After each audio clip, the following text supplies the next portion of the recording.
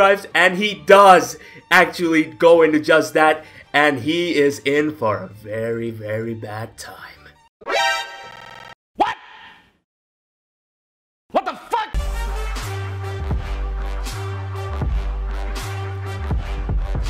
What's going on, ladies and gentlemen? My name is TheUzigunner, and I'm here to bring to each and every single one of you the semi-finals of the UBL, the Ultimate Battle League, where I'm going to be going up against none other than the man, the myth, the legend. I need to stop overhyping shit up. A-Drive, who is the coach of the Minnesota Vikavolts. That's right, ladies and gentlemen, in case you guys haven't been sticking around since the beginning of this season, he and I actually faced in the very first match, and thankfully your boy ended up coming through, albeit through some forms of luck, in the sense that I did not get high rolled, went through the Shadow Ball. So yeah, it was like he needed a mid roll to knock me out, but basically, if there's any takeaway from that match alone, it's the fact that I need to step my game up, and I suspect that Dan will be doing the same as well, in which case you guys are most likely in for a very good time.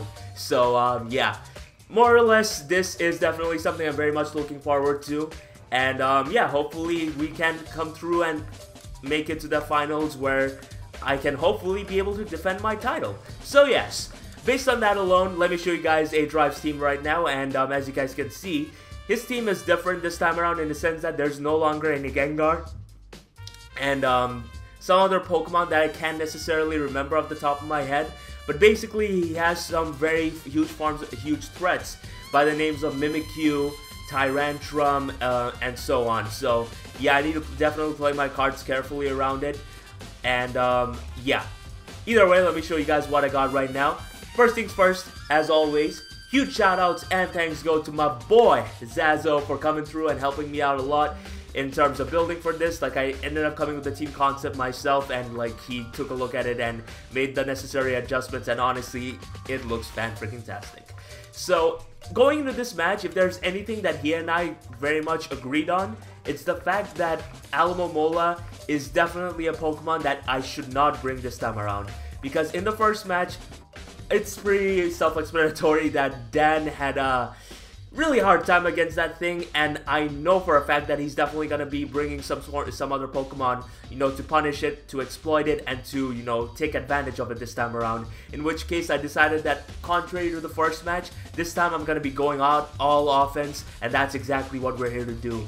So, yeah, not really hyper offense, but like, I do have some fat Pokemon here and there, but it's a mainly offensive team. But first things first, we got the main surprise, which is the Choice Scarf, Big Darius, aka the Alakazam, with Psychic, Dazzling Gleam, Shadow Ball, and Energy Ball. And honestly, this is a very beautiful tech for Dan, because one of the transactions that I forgot to mention before are the fact that he actually gave up his Mega Altaria for a Mega Beedrill.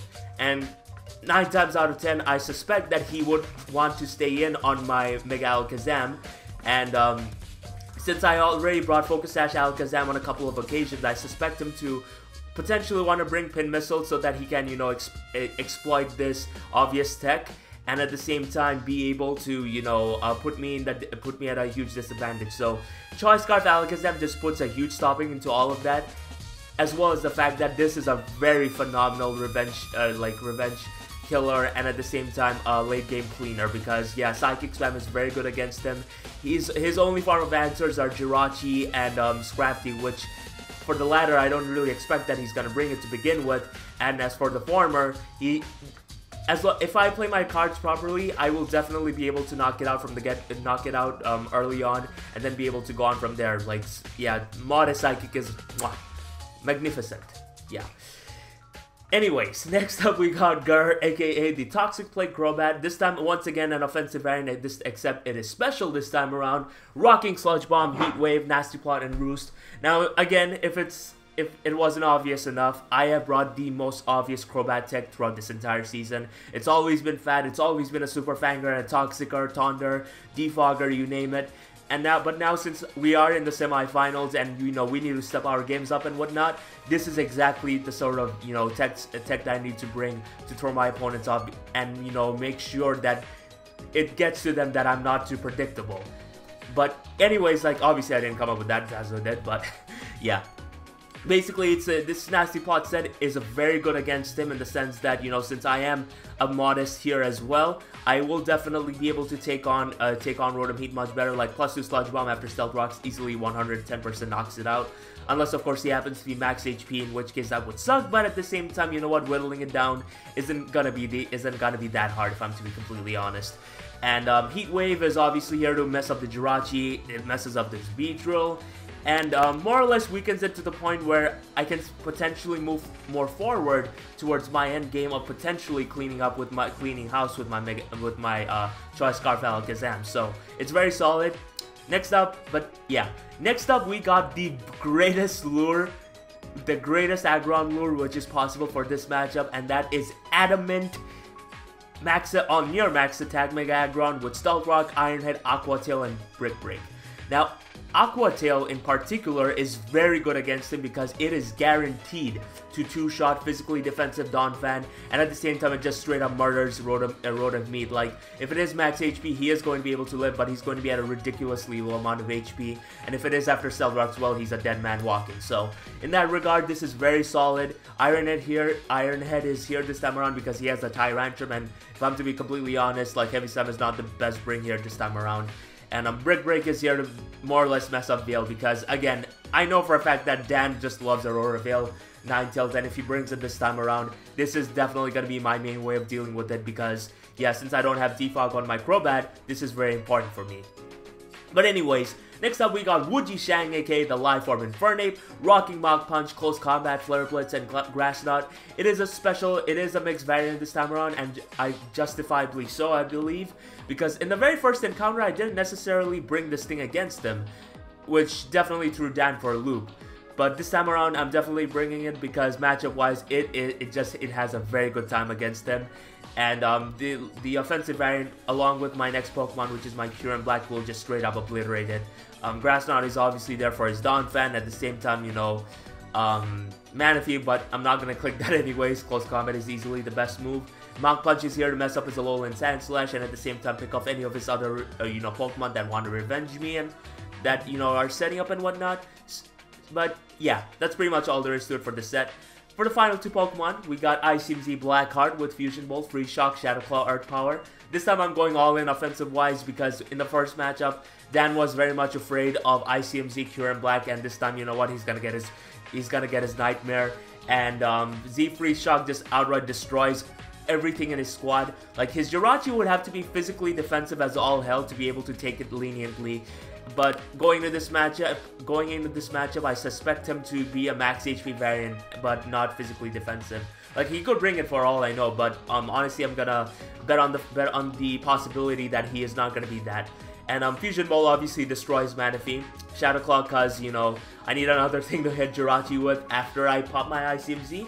And Earth Power is here specifically to mess up that Rotom Heat of his, because let's be honest, even with this 6 particular Pokemon, Choice Specs Rotom Heat is pretty obnoxious against me. So yeah, last but not least we got Royal Bengal, aka the Assault Vest Raikou this time around with Thunderbolt, Hidden Power Water, Shadow Ball, and Volt Switch. Now HP Water is very solid this time around because it hits both Rotom Heat and Donphan. And honestly, like, I need HP Water because I need whatever way I can possible to whittle down Rotom Heat before eventually picking it off with any of my offensive Pokemon, which they do very well. But, and on that regard, Raikou does that job very well. But most importantly, this Pokemon is mainly here to deal with Manaphy, which, in case it wasn't obvious enough, is a very huge threat against my squad. So I won't necessarily be using this as my Rotom Heat switch-in, because otherwise that would be career suicide from my end. But either way, I think this is a very solid tech, because it guarantees me momentum, and I can get some decent damage here and there, but most importantly be able to check that particular Pokemon, and at the same time to some extent the Rotom Heat, and not just make Volt Switch that free, really. So yeah, that's pretty much all there is to it for this team, guys. Hope you all enjoyed, and with that, let us move on into the game, shall we? Alright guys, we're back right now, and as you can see, this is what my boy Dan brought against me, and just from team preview alone, I am so relieved to see absolutely no Tyrantrum whatsoever, because honestly speaking, that son of a gun would put in the finest of work against me.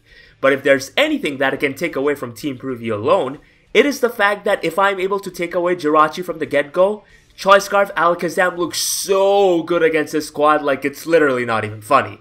Because there's no Mimikyu whatsoever, there's no Scrafty, meaning that if I'm able to get Rocks Up and some forms of prior damage, I just spam Psychic and clean up house. So yeah, that's going to be mainly my strategy going into this one.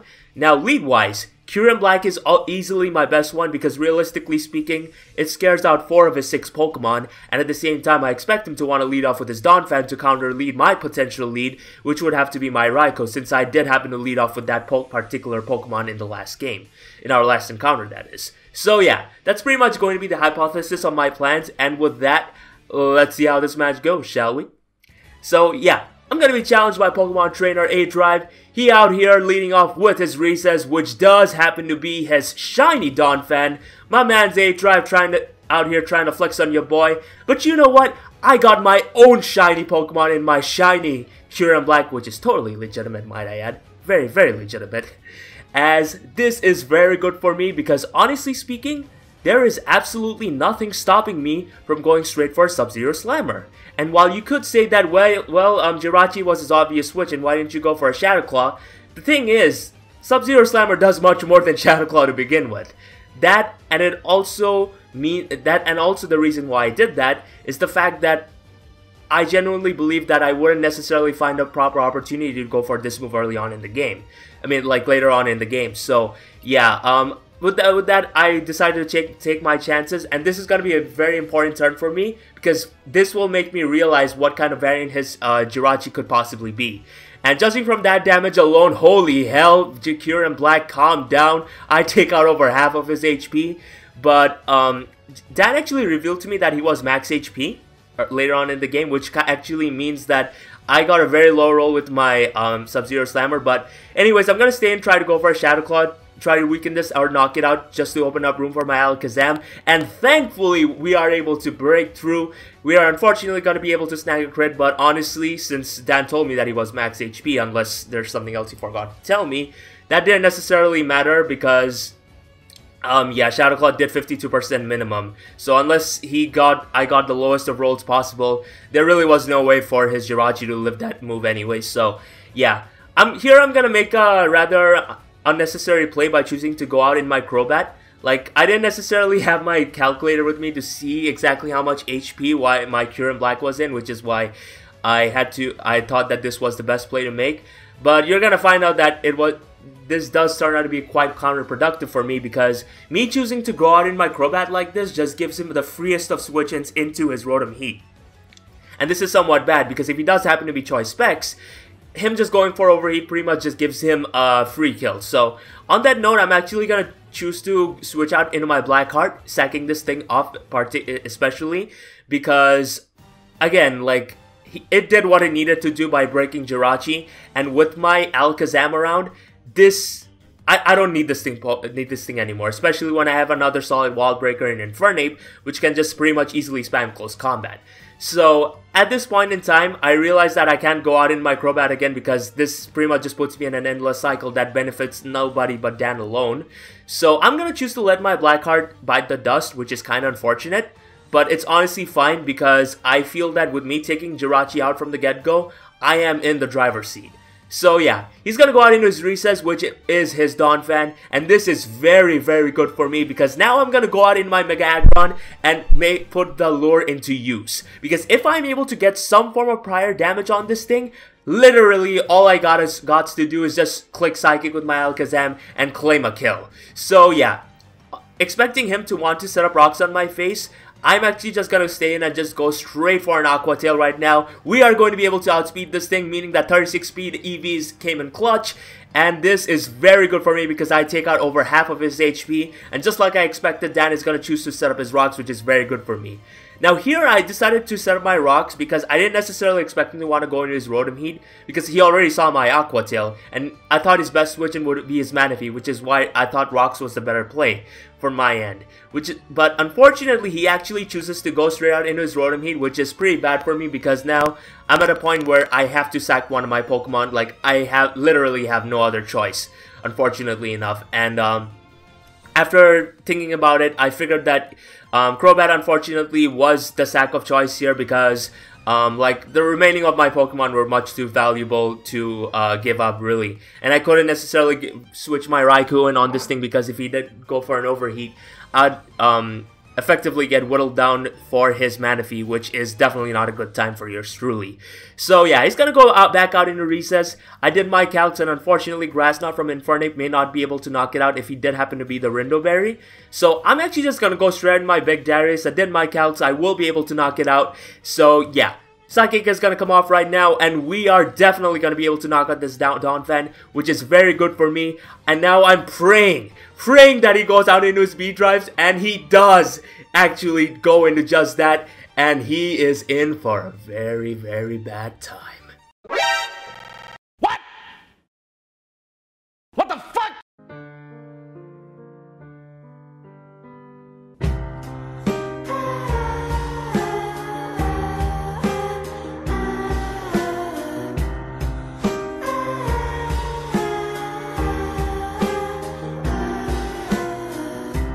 That's right, ladies and gentlemen, Choice Scarf Alakazam is going to be coming in clutch and is able to knock out his Mega Beedrill, and this is so good for me, because honestly I'm now at a point where I can just pretty much spam close combat with my Infernape and I ain't got anything to lose. But unfortunately I make a very huge misplay here.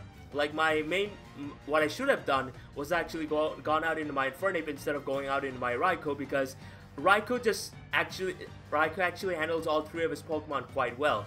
But because of me letting this thing take the overheat damage for God knows why, this is gonna be pretty bad for me, because now this is actually gonna give Dan more of an opportunity towards winning, especially if his Manaphy does happen to be the right set, which is the Combine Rest Sleep Talk variant. I mean, the Combine Rest variant with Rain Dance. So yeah, that's actually pretty bad for me, but we're gonna be able to live at 1, which is nice and all. But here I make another misplay, because again, the play to make was just clicking Thunderbolt, because even if it didn't kill the Rotom Heat, I'd get some nice damage off on this thing before going out in my Infernape and just knocking something out. But me choosing to do this is going to be pretty bad, because yeah, like, I'm gonna go for my Hidden Power Water, and that's obviously not gonna do anything to Alolan Ninetales, because, you know, it's Raikou is a weak Pokemon in general, and Alolan Ninetales with enough HP investment can be a pain in the butthole. So yeah, I'm just gonna go out in my Big Darius, hoping that Psychic is gonna be able to knock it out, because I don't necessarily want his Alakazam to. This is not okay. This needs to stop now. But he actually ends up being Choice Scarf, Aurora Veil, Alolan Ninetales. What? I didn't see that coming at all. And considering the fact that I was Choice Scarf Alakazam to begin with, him outspeeding that really threw me for a loop. But with him going for an Aurora Veil like that, I realized that, you know what, no, I cannot take my chances. I have to go out into my Mega Aggron, pray to God that he does not happen to be the Combine variant, and get that stupid ass screen out of my life for good. So I'm gonna go into just that. Thankfully I'm gonna get the read right. And now, like, Brick Break is literally my only play, guys. Like, there's nothing else I can do that would, you know, benefit me. So yeah, now's the moment of truth, and thankfully Dan ends up showing me that he is the Tailclaw variant instead of the Combine variant, which I was very worried about. Like, this was the main reason why I didn't go out into my Mega Aggron and instead went out to my Alakazam early on, because I didn't wanna, you know, have Aggron be the bait towards Manaphy setting up with Combine, being physically defensive and so on. So yeah, thankfully we are going to be able to avert disaster, because especially with this Brick Break damage alone, I'm now at a point where all I need to do would have to be going straight out in my Infernape after, clicking close combat, and even if it doesn't kill, Alakazam will be able to clean up. So yeah, unfortunately Aggron is going to be able to bite the dust, but you know what? It actually put in the work by getting that damage off on that Donphan of his, and also making sure the Veil does not end up screwing your boy over. So as of now, all I have to do is click close combat. I'm gonna go for just that right now. Unless he's some weird ass rest variant, it should all be fine, as I am going to get so much damage off on this thing. And literally now we are at endgame, because now I have absolutely nothing stopping me from just clicking Psychic 2 times, or even once, depending on whether Rotom Heat lives the Stealth Rock entry or not, and pretty much win the game. So yeah, just like that, out comes Big Darius to claim his final 3 kills. Like, honestly, Alakazam was the MVP of this match, especially by, you know, messing over that Mega Beedrill big time. So yeah, just like that, Manaphy's gonna bite the dust. And as of now, Dan's gonna go straight out in his Voltergeist, which honestly doesn't matter, because since I am Choice Scarf, I will be able to outspeed this thing. And since it's already proven that he's Choice Specs, he's not gonna outspeed me. So yeah, another Psychic. Goodbye, Rotom Heat. Just like that, Alakazam is going to be able to claim 4 kills in this matchup, showing that, you know what, Choice Scarf Alakazam isn't to be slept on, and unfortunately his Emma Frost is not going to be able to live the Stealth Rock's entry. And just like that, ladies and gentlemen, we are going to be able to defeat A-Tribe and advance to the finals of the UBL. Whew! Honestly, guys, this was a match I was very much looking forward to, because, again, anybody who's known me long enough knows for a fact that I have lots of respect and love towards Dan, because, like, for someone who's very successful in YouTubing, he actually is a, you know, down to earth human being. And the amount of stuff that he's done for me this year is honestly like uncomparable, really. But yeah, like, overall, I'm very much happy to, you know, to be able to come out on the better end of this exchange. And once again, very good game to him, really. Like, it started, you know, as a down to the wire game, and it ended as a down to the wire game. So yeah, with that, we are officially in the finals right now. I'm not gonna spoil who won in CJ versus Styx, because I feel like that's something which you guys want to watch. But basically, just know that we're out here to defend our championship, and that's exactly what I plan on doing. So yeah, I actually do happen to have an announcement after this match, after the finals game. So I hope you guys stay tuned for that. And another thing that I want to bring up is the fact that I will have a special sort of upload tomorrow. Like, I'm actually editing. I'm gonna edit this thing after I get this video up. So I hope to you new guys who's tuned in to watch me, you guys stick around to watch my future sorts of videos. Don't worry, it won't have me stuttering or stumbling upon my words, because it's all, you know, like, it's all scripted. So yeah, I hope you guys are looking forward to that. It's it's a new sort of thing I'm gonna try out with my channel. But anyways, just want you all to know, thank you very much for watching, guys. I hope you all enjoyed watching this, and if you did, feel free to drop a like on this video. Let me know in the comment section down below who you think is the MVP, the most valuable Pokemon of this match. Why do I keep impersonating Shady Penguin? I really don't know, guys. It's so weird. But anyways, once again, GG to my boy Dan. Thank you very much for watching. Have yourselves a good day, but above all else, see y'all on the flip side. Peace!